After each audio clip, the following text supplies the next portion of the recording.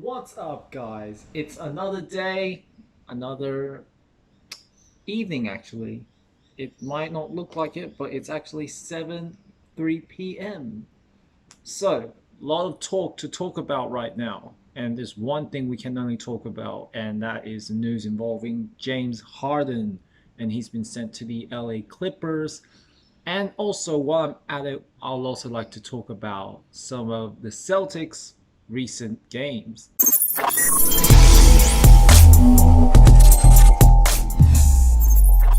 the first thing we're going to start off is the big news involving James Harden, and the Sixers are looking to trade him to the LA Clippers, and now they can fully focus on their season.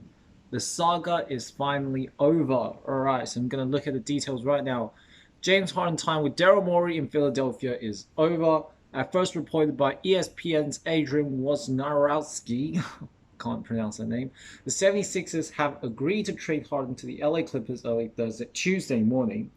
So the Sixers will get Nicholas Batum, Marcus Morris, Robert Covington, KJ Martin, and multiple draft picks, while the Clippers will get James Harden and PJ Tucker, as well as Philip Petrusev. I don't know how to pronounce that either. 10-time All-Star and the league reigning assist champion, Harden grew publicly disenchanted with Morey, his longtime advocate and team's current president of basketball operations, and the Sixers during the offseason. The 34-year-old asked to be traded, with the Clippers serving as both his rumored destination and the only reported suitor for his talents. Harden's departure marks the latest development in the 76ers' attempt to surround reigning Kia MVP Joel Embiid with adequate and willing talent to advance past the Eastern Conference semifinals for the first time since 2001. Sixers acquired Harden in 2022 in exchange for a similar discontent former All-Star Ben Simmons. However, injuries and subpar playoff performances saw Harden fail to bring the breakthrough for which Philadelphia had hoped. Facing the option of free agency in the summer, Harden instead picked up his player option for the 2023-2024 season. He followed that up by publicly calling Morey his general manager during his peak years in Houston, and now the 76ers president of basketball operations a liar after a trade that was initially found that Philadelphia would agree upon. It's not even about this situation. This is life, Harden told reporters weeks ago. When you lose trust in someone, it's like marriage. When you lose trust in someone, you know what I mean? It's pretty simple. Fares are simpler for the 76ers now with Harden gone. The former MVP has yet to play this season after missing portions of training camp. Harden was then asked to ramp up his conditioning before officially rejoining the team, with Nurse telling reporters on Sunday that he expected Harden to practice with the team on Halloween before Thursday's game against Toronto. I'm going to retell there, and now I'm going to give my thoughts about it. So first of all, I'm not going to talk about who won this trade and whatnot, because there's obviously content to it, and there's obviously not going to be as even as expected. All right. Sometimes teams are destined to lose a trade because they just want some sort of compensation instead of nothing they get for them. So I'm not even going to talk about who won this trade, but we're just going to look at who the Sixers actually ended up getting. And I'll tell you what, they've got a lot of pretty good role players. Batum, Morris, Covington, and KJ Martin. And you know what's the funniest thing, yeah? There was rumors that they were offering Marcus Morris and Robert Covington's in deals with the Celtics for Brogdon. So I'll personally have those two on the team. Now looking at the situation with the Celtics right now, if we can pull off some deal with the Sixers to get those guys, I'll be pretty happy, especially Covington. Covington is a very good defensive player. Morris is also still a solid player as well, but yeah, they've got some solid role players. But none of them is James Harden. Let's just be honest about it. Yes, he has shaky moments, but none of them is James Harden. But and also, they also get PJ Tucker as well, who's don't think he's in his prime anymore, but he's still a solid role player. Like he was doing really well in the playoffs. So yeah, this is all I thought about the players, right? So, and also another thing I would like to talk about is I think some people might have misunderstood Harden a little bit, because at the end of the day, people like me, people like a lot of other fans that seem to criticize Harden, they're normal people. Let's be honest, bro. If them lot are in Harden's situation, maybe they'll act the same way he did. Because personally, I feel like the things he has been saying isn't 100% out of order. Like it's he has every right to say it because he just feels like he's just been betrayed in some way. Because now, before I was watching some video earlier about James Harden and why he fell out with Maury, who was actually one of his his executive that used to get along so well with, is that apparently last season he took a pay cut so that they can sign some quality players. And I don't know what quality they brought in, to be honest, because they didn't really bring anything meaningful for Harden to take a pay cut to begin with. Like they brought in all of his Rockets teammates. Who, let's be honest, they didn't really do anything too well. Well, maybe except not Tucker, but yeah.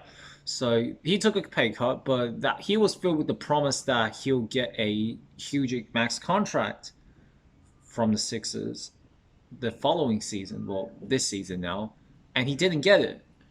And yeah, and that's why he felt like, because that's his last chance to get a big contract. Like, if he can't get it now, he can't get it for the rest of his playing career. So, in that sense, I kind of get it. But at the same time, I can understand why the Sixers don't want to offer him that deal because still the same old playoff choker Harden. Like he hasn't played well in the playoffs. He did have two 40-point games, but 2 out of 7 games for his series. It's just not great. And yeah, so that's why they didn't offer him. But the fact that you promised him to do it, meaning that you have to keep it, and especially someone that you're supposed to be close to, someone you change your say you.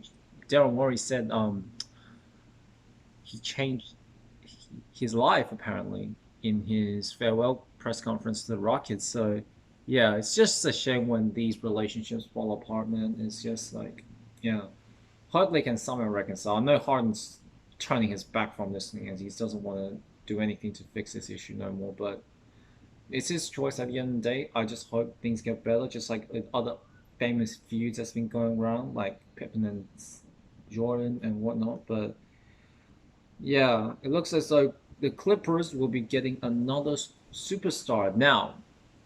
Now they've got like 4 All-Star players, like 4 former All-Star players, but they're still All-Stars caliber, like Kawhi, PG, Westbrook, and Harden. I wonder if they're actually going to be in the all be in the starting lineup because that team is scary. They are also another team that was trying to build a super team. Like they're going all in this season, like crazy. But yeah, there's so many super teams now. You can think of the Suns, Warriors technically have a super team as well. Bucks now looks like they have a super team. Celtics, and now the Clippers. It's going to be a very, very, very tough road to the championship this year.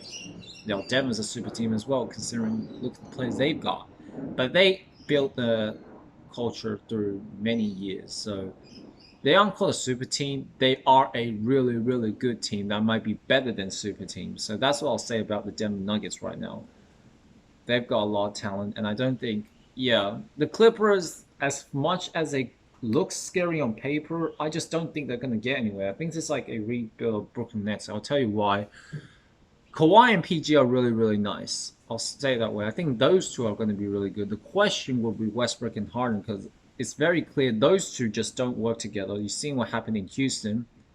So yeah, that's gonna be a huge question mark for me because yeah, I don't know if that's gonna change now. Whether a new coach, a new role will be good enough to fix it. But yeah, we'll see what happens with this one. But looks like the saga's finally over and we can finally move on to the season like every other fans around here around the NBA. I mean, this is just all we want. I feel like we don't want to go onto the website and think of horrible news like relationship breakdown and whatnot, and things just wanted to happen but it just didn't happen.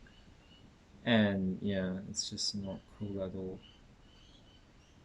Um, yeah, that's gonna get said about that. Oh yeah, one last point before I move on. I think I should have said that earlier.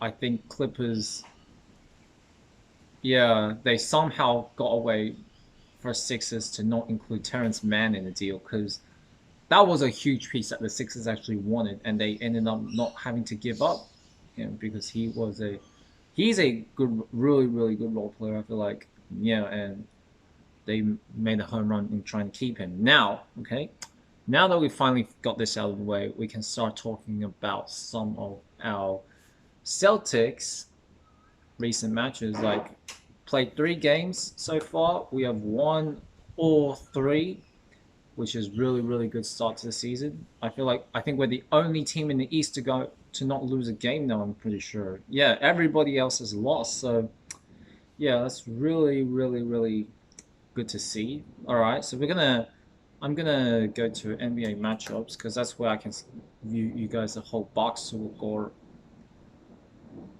of things. So yeah, we're gonna start off. We're gonna talk about the our opening game, which is the New York Knicks. So yeah, just get this up real quick.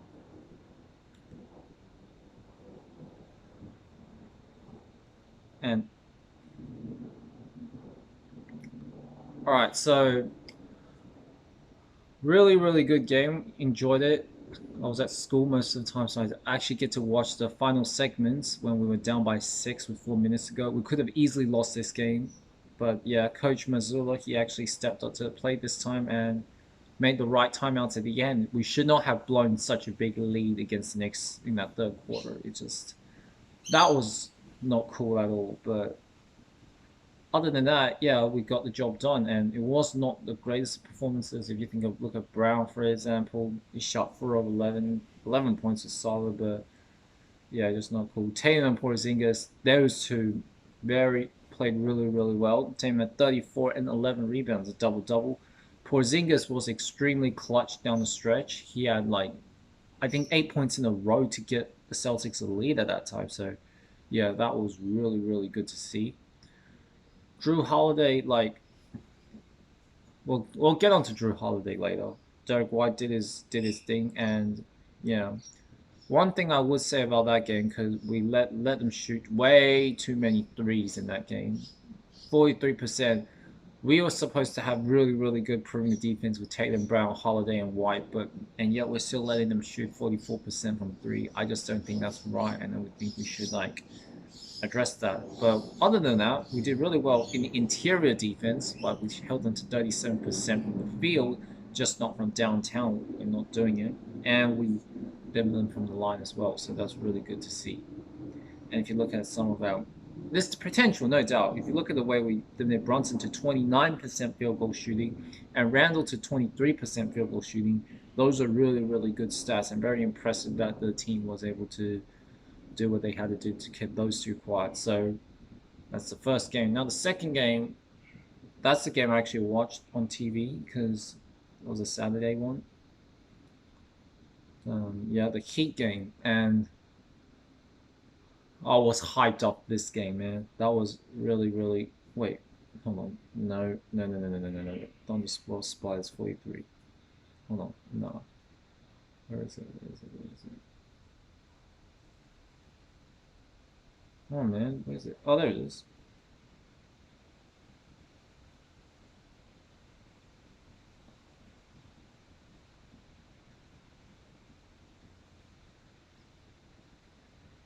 Alright, so beat the Heat as well at home by 8 points. And that game could have gone either way for me because we had traded leads a lot of times, and yeah. But in the end, we got the job done, and that's all that matters. The talking point on this game has to be Derek White. 3 blocks for someone 6'4" and once considered not even tall enough to play Division II basketball. That just shows how wrong all of them scouts were back in the day, man. 3 blocks, and all three of them were chase down blocks on Jimmy Butler. Really impressive from White. And yeah, we did not start off well. You can see from this box score, like Kristaps Porzingis was -2 when he's on the court. So yeah, does not doubt Porzingis as a player. Played pretty well as an individual, but other than that, it wasn't really the greatest.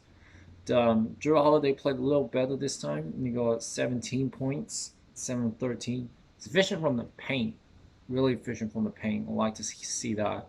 Tatum Watt didn't have the best game, but here's the thing. Yeah, I feel like they limited Tatum and Porzingis in this game, knowing that those two played really well against the Knicks, while everybody else didn't play up to standards, and yet This game, Brown, White, and Holiday seem to have taken over, and just shows that we have a lot of depth in the starting lineup, just not on the bench. And yeah, but still credit to Brissett because yeah, he's a role player that I feel like we did really well.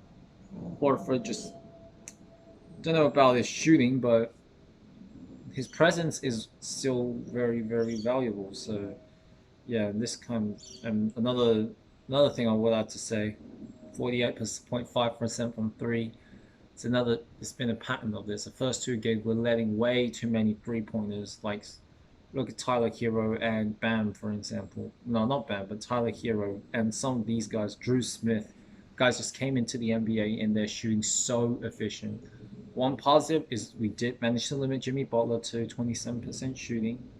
That's really nice. And also we did it the fact that they had a little bit more free throws and a lot more fouls. So this time I feel like Missoula coached well this game, kept this team engaged.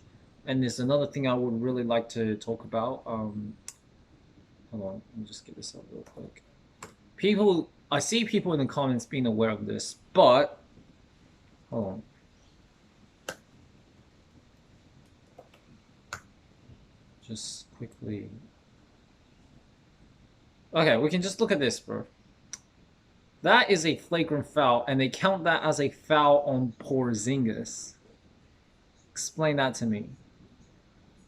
So, yeah.